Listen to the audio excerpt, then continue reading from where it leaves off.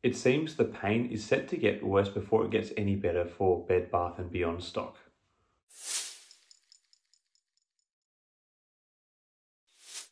Hi again everyone, I hope you're all doing really well. However, if you were playing the Bed Bath & Beyond stock still for the short squeeze, ticker symbol BBBY, then you probably are not doing so well.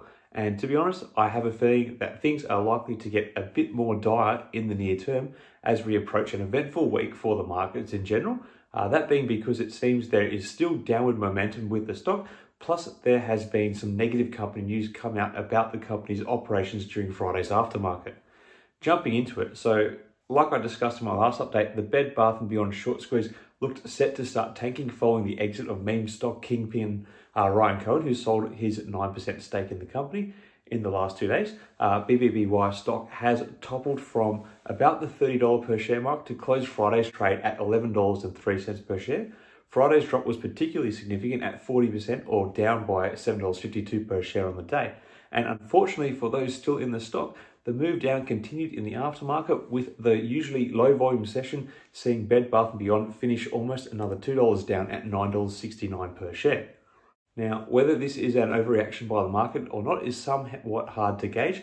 According to Reuters, a number of retail traders have estimated that the stock is now going to land between the $6 and $12 mark now that Cohen has exited.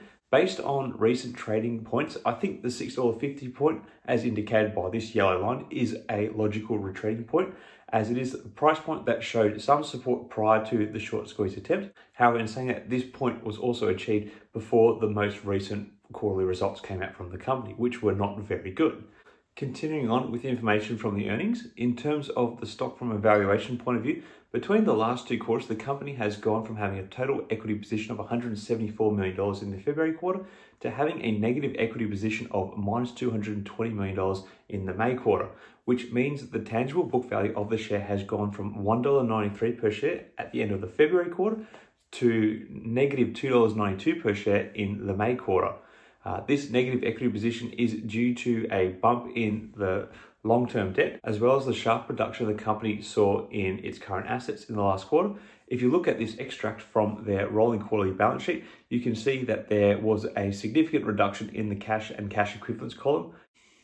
This is actually quite alarming because it means that Bed Bath & Beyond may actually have a bit of a liquidity problem going forward. And I think that this is the major issue that has driven Ryan Cohen and his investment arm, RC Ventures, to move away from the stock. To overcome the liquidity problem, the company has a couple of painful choices that are the most obvious. They are to sell some assets to free up cash or partake in an equity raise. Both options are not ideal for shareholders, but are looking more necessary for the company to remain as a going concern. Now, in terms of the negative news that for the company from the operations point of view, it has been reported in Bloomberg during the aftermarket that some suppliers to Bed Bath & Beyond had announced that they were restricting, and some were even stopping orders altogether with the company over concerns with the company's ability to pay in a timely fashion or in full. Further to this article revealed several of the firms that provide credit insurance or short-term financing to vendors have revoked coverage of Bed Bath & Beyond. The sources of the story were apparently insiders from the company who, for obvious reasons, did not wish to be named. So whatever attempts the company is looking to make to resolve their liquidity issues, these developments certainly throw a major spanner in the works for that mission. Now, the other thing to keep in mind in terms of Bed Bath & Beyond's operations is that I don't even think the general economy has seen the full effects of the Fed's monetary policy action yet, due to the delayed nature of interest rate increases being passed on to borrowers and the effect they have on reducing spending. As a result, I think we can continue to see slowing retail activity in discretionary sectors in the near future. So if Bed Bath & Beyond can't get new stock to sell and their general retail activity is going to drop even more, it all does not paint a bright picture for investors. However, if you are a shopper looking for a bargain, you may soon be able to pick one up at your local Bed Bath & Beyond store or online, as they may need to heavily discount stock to free up cash. Just a thought. I guess this all makes the upcoming Jackson Hole Symposium a particularly interesting event in this week to hear what the Fed has to say about the retail sector and also what it's going to mean for future rate rises and stuff like that. Friday's capitulation of BBBY stock, I think, has had a broad effect on other meme stocks on the day, as we saw meme stock heavyweights AMC and GME stock give up about 8% on Friday, and the recently resurgent Vinco Ventures BBIG stock lost a whopping 19%. My logic for this thinking is that Bed Bath & Beyond has been the most popular meme stock play at the moment, at least based on the massive featuring in online discourse.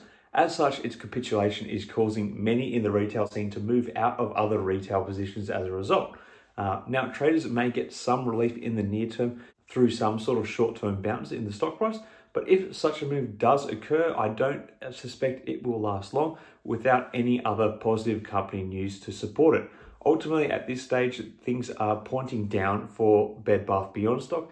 Hopefully, for the sake of the company and its investors, it is a situation that can turn around soon.